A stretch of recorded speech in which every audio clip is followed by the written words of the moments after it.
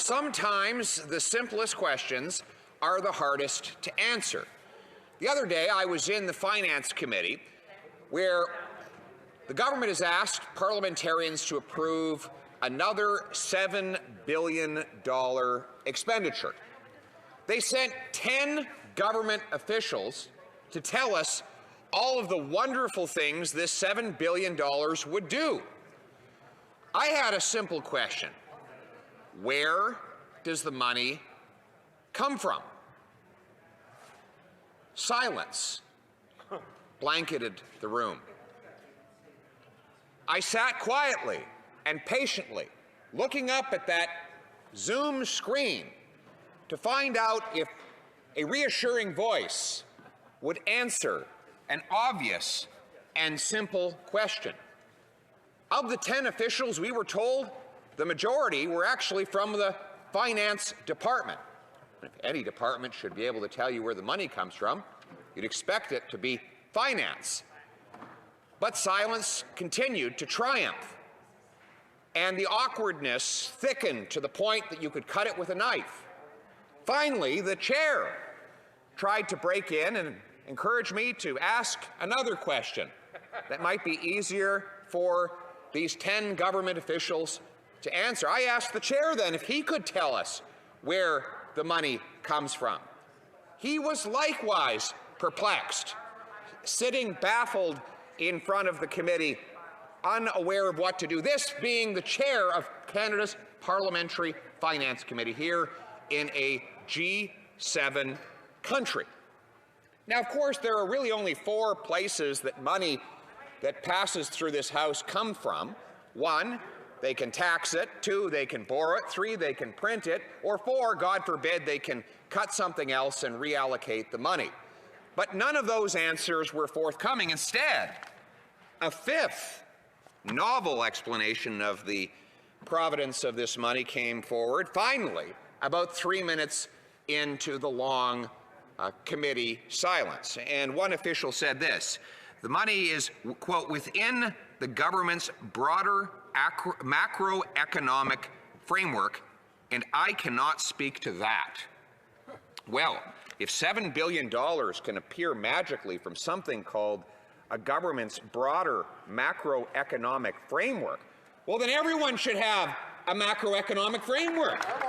Imagine the things that a single mother could buy at the local grocery store if instead of having to rely on decreasingly valuable Canadian dollars to buy food for her kids, she could carry around with her a broader macroeconomic framework. Imagine if the worker who can't afford to gas up his car could just open up his wallet instead of pulling out increasingly worthless Canadian dollars. He could pull out a card with inscribed broader macroeconomic framework. Then he might even be able to fill up his tank with gas. Or maybe that 28-year-old who lives in his parents' basement despite the fact that he has a good job because house price inflation has made it impossible for him to buy, if instead of using the inferior Canadian currency to bid on a house, he could walk up to the realtor and say, I've decided not to pay with cash, not even to pay with debt, but to pay with a broader macroeconomic framework card. So I would hope at the end of my remarks, a minister in the government will announce that just in time for Christmas gift purchases, they will mail out to every Canadian household a broader macroeconomic framework so that the parents can, in collaboration with Santa Claus, make sure that there are gifts under the tree for every child in these impossibly difficult times. Well, if we're going to ask the simple question of where the money comes from, why don't we ask the yet simpler question of what is money? Because sometimes it's important to go back to first principles in order to make sense of this crazy world of ours. Well, money, of course, is merely a technology by which we transport value over time and space. And without it, our species would have to consume in the present everything that it produces. Most species do. They have to eat what they kill right away, lest it be stolen or spoiled. Sure, squirrels can squirrel away a little bit, a good habit the government should learn from, but most species have to use it or lose it. We developed a technology that would allow two people who are exchanging things to go ahead with their exchange, even if each did not have the ability to supply the other with something that the other wanted. They could simply use this technology called money in order to transport the value between each other across time and around different geographies. And so over time, money has taken many forms. In one South Pacific island, it was just a ledger carved on scarce limestone. In some places, it's been beads or seashells. In prisons, they use cigarettes. In school, they used to use candy when I was a kid. Throughout history, it became metal, some precious, some brute. We had gold, we had silver, we had copper. Many different means of translating value across space and time have been used, but politicians have found it a nuisance to pay their bills using money with integrity, because back in 1215, poor old King John was forced by the barons and the commoners to sign this nuisance of a document called the Magna Carta, the Great Charter. And in that document was inscribed the principle that the Crown could not tax what the people had not approved. And that principle is still in place here in this Parliament today. Government can't spend what we don't vote on 800 years later. And you look around and see the beautiful green here. You know where that comes from, of course. It's because that was the color of the fields in which King John was made low. And that green should remind everyone that the people in the fields who are actually doing the work, they're the ones that produce the money that we spend around here. That might have been a better answer in the committee than a government's broader macroeconomic framework, Mr. Speaker. But I digress. But you see what happened after King John was prevented from going on taxing what people had not approved. He was forced to go back to the commoners to get their permission to take their money. He and his successors would become increasingly creative in sourcing the cash that they acquired. Years later, King Henry VIII, who is more famous for clipping off the heads of his subjects, decided that he could get his hands on money by clipping coins. He and his regime would clip off the edge of the coin, and that way they could melt those edges down and make more coins. And back then, it was hard to make coins because it was the British pound, which was a pound of silver. And by clipping off a piece, you could melt it down and create more coins, and John could inflate the value of currency in his hands, thereby deflating the value of the wages that his peasant class earned. He got even more creative later on, and this is how he got his famous nickname. He would actually have his minters melt down the British pound, and he would re-mint it with just a tiny coat of silver around the outside of a copper coin. So people would think they were getting a silver coin. Meanwhile, on the inside, what they actually got was copper. The problem is, being the egomaniac that he was, facing outward from the coin, he didn't want a profile shot. His face was on the coin, and it stared everyone in the eye when they looked at that coin. But his nose protruded the farthest out, and when it was in people's pockets, it would rub against the inside of the pocket, and the silver would scrape off the tip of his nose, meaning that you have a silver coin with a red nose, and thus he got the nickname Old Copper Nose. And every time someone saw that red copper nose, they knew the king had stolen the real value of their money. Throughout time, other politicians have found other creative ways. The dictator Dionysius, who was a Greek dictator in Syracuse, he actually took all the coins, the 1 drachma coins, and he stamped them with a 2. So all of a sudden he had twice as much money. Now I hesitate to tell that story in this House because I worry that this Prime Minister might think that he could do the same. You know, if you run out of money, if you run out of money, he'll say, you can always get more. You'll turn loonies to toonies and toonies to fours. That might be the next creative idea by which government could get its hands on money. And throughout the 20th century, we saw this same tactic of cash creation in, of course, with the most famous example was in the early 1920s in Germany. They had created so many new units of account that inflation ran rapid out of control. You needed to have a wheelbarrow full of cash in order to buy a loaf of bread. And if you got to the bar to try and drink away your inflationary blues, you ordered all your beer at the beginning of the night because as the minutes went on, it became more expensive. And of course, we in this part of the world have not been immune to this inflationary disease ourselves.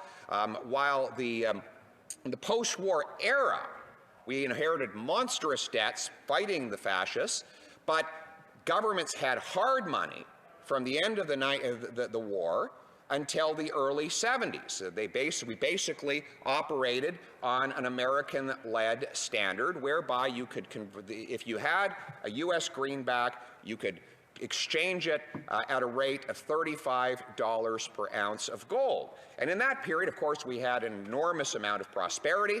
The Americans paid off their war debts. Here in Canada, with solid currency, we wrestled the inflationary beast to the ground in the post-war era. We took our record debts that we inherited from the war. We paid them off. We increased the size of the Canadian economy by 300%. And by 1933, we had basically become a debt. In 1973, we had basically become a debt-free country. But then what happened in the 1970s? Well, President Nixon wanted to spend on warfare and welfare. Of course, the Americans were bogged down in Vietnam, which was costly an enterprise, and President Nixon wanted to keep his popularity at home, so he decided to spend. And in the decade that followed 1971, not only did they unleash the American dollar from any particular standard, but they increased the number of U.S. dollars in circulation by 150%, while output only grew by about 39%. In other words, the amount of money grew about 4 times faster than the amount of underlying output that money represented. Now, here in Canada, we had Pierre Elliott Trudeau, and he looked down at all the inflation that the U.S. government was creating. They had reached double-digit inflation down there, a total inflationary crisis. The American dollar was devalued on an international basis and, of course, was incapable of buying affordable petroleum on the world market. They liked to blame OPEC, but they took no responsibility for the fact that the unit with which they were buying oil on the international markets was itself devalued. So Trudeau says, he looks down at all the misery in the United States. He looked at how people were lined up at gas stations trying to wait for an hour and a half in order to gas up their cars. He saw the poverty that was overtaking inner city streets. He saw the expanding wealth gap in the United States of America. And what did Pierre Elliott Trudeau say to all that? He said, let's have some of that up here.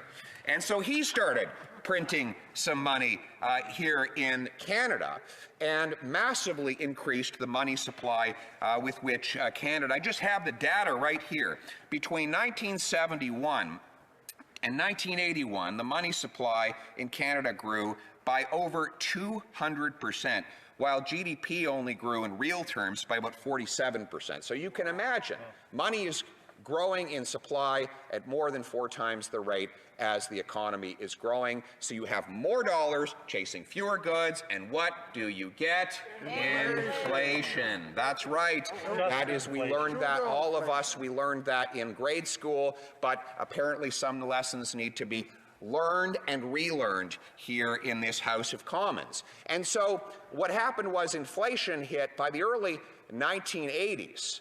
Inflation had risen to 12% in Canada. Now, the government claimed that if they kept printing money, this would stimulate the economy and create jobs. Well, what did it deliver? 12% unemployment. 12% inflation, 12% unemployment. Worth spending a minute on this here. Why is it that high inflation actually kills jobs, contrary to what the so-called experts always tell us? Well, the answer is because what are prices? Prices are information. Prices are some of the most powerful and condensed forms of information ever known to humankind. The great economist Milton Friedman explained how complicated it is to make a pencil. He basically said the lead comes from a lead mine in Asia, the rubber comes from a rubber tree in another part of the world, the timber might come from a forest in the western United States, the paint might come from a titanium mine somewhere in Africa, and all these people are working together to make a pencil. None of them actually know they're making a pencil, but they agree to make the ingredients of a pencil. Why? Because they're zapped with a laser beam called the price signal. The price is high enough to incentivize them to make the investments, to do the work, to supply the goods. And the consumer knows what it costs to make that pencil. Why? Not because he called to all the mines and he called out over to the forest and asked them all to feed in the price and pull out his calculator and figured out what it should cost to make a pencil.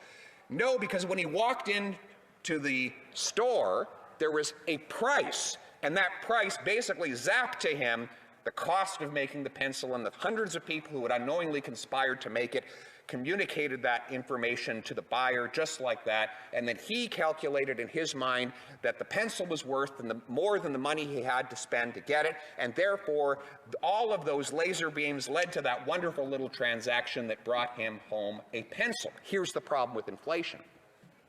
It messes with all of those information signals. Just last week, I was in New Brunswick, and I was speaking to a gentleman who's in a recycling business. He signs 5-year agreements to do recycling work for other companies. Here's the problem. When you don't know what the price is going to be over the next 5 years, you don't know what you should charge. He locked in contracts that expected inflation to be the normal 2%.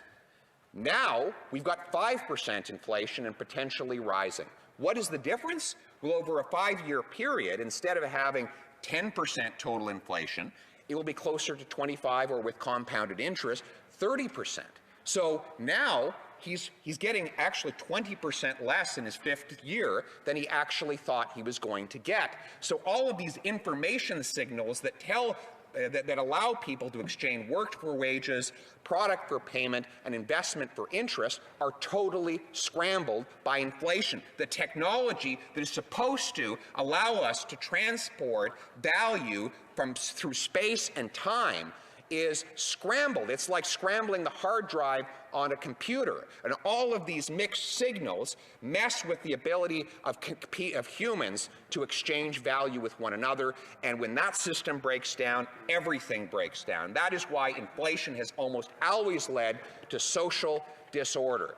It also allows those with the greatest means to profit the most. Why? Because they can move their money into things that are inflation protected, like land, buildings, private businesses, stocks, bonds, and countless other assets that inflate in price. Meanwhile, the people who actually live off their wages see a real pay cut.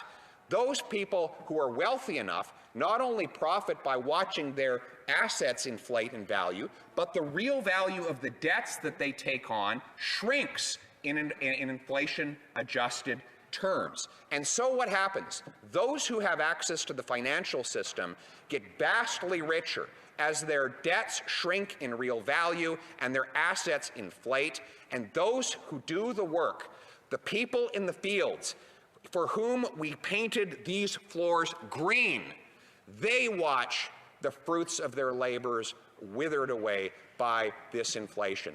And so, Madam Chair, I rise today to call for a restoration of the real integrity of our money, to bring back the meaning of money, which is to transport value over space and time, to restore free markets among free people, and to put the commoner ahead of the crown. Thank you.